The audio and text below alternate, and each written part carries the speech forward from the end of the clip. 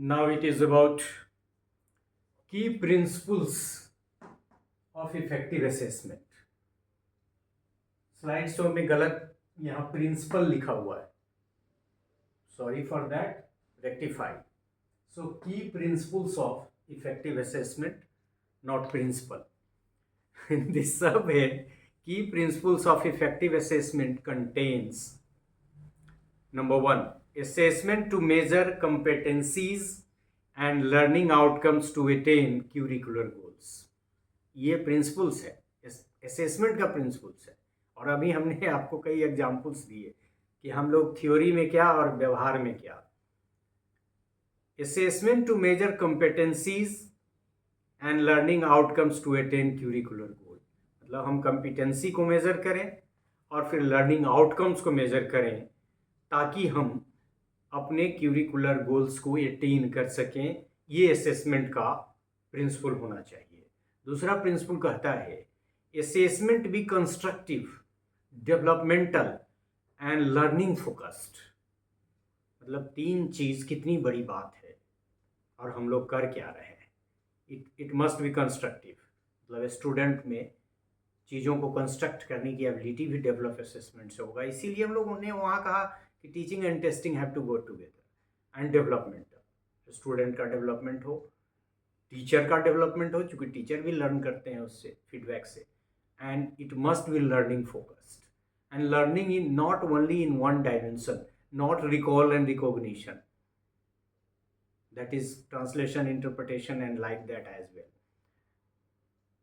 Third key principle is regarding assessment be stage appropriate.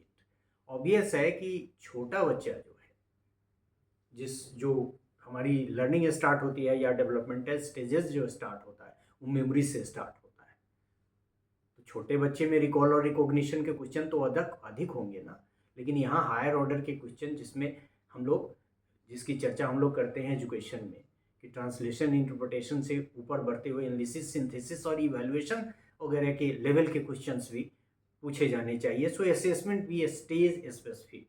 Foundation का अलग, preparatory का अलग, मिडिल का अलग, सेकेंडरी का अलग, हायर एजुकेशन का अलग. हालांकि ये स्कूल एजुकेशन की ही बात कर रहा है सिर्फ.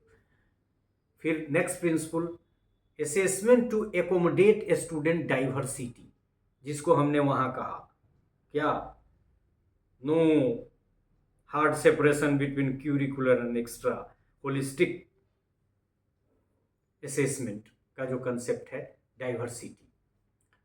Next principle is regarding assessment to supported by timely, credible and constructive feedback to students. मतलब हमने वहाँ कहा कि असेसमेंट का एक पर्पस तो सर्टिफिकेशन है, लेकिन सर्टिफिकेट भी तो हम मुफ्त में नहीं दे सकते हैं. तो वो भी टाइमली और क्रेडिबल और कंस्ट्रक्टिव तो होना ही चाहिए. दूसरा कि फीडबैक, ये जो दूसरा पर्पस है, टीचिंग लर्निंग का रिलेशनशिप सुधरे, इसमें timely, credible and constructive feedback student को मिले और स्टूडेंट के माध्यम से टीचर को भी मिले, सिस्टम को मिले.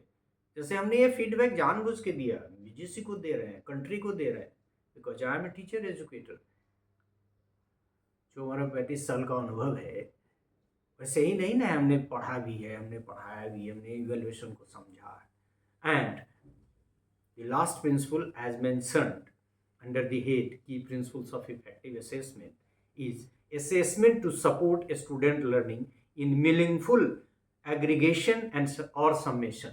मतलब ऐड होता रहे, जिसमें हम लोग क्यूमुलेटिव रिकॉर्ड की जो बात करते हैं, इवेल्युएशन के रिकॉर्ड को. सो इन वन सेंस और other we can say that the key principles of effective assessment is focused towards competencies को मेजर करिए, लर्निंग आउटकम्स को मेजर करिए और उसके माध्यम से करिकुलर गोल जो है इसको अटेन कीजिए. It must be constructive, developmental and learning focused. ये स्टेज अप्रोप्रिएट होना चाहिए, ये एकोमोडेट करे स्टूडेंट की डाइवर्सिटी को, ये timely, credible and constructive feedback दे और फिर यह स्टूडेंट की लर्निंग को सपोर्ट करे ताकि उनमें ऐड हो, एग्रेशन और सबमिशन हो. So this is all about this part, that is की प्रिंसिपल्स ऑफ इफेक्टिव असेसमेंट.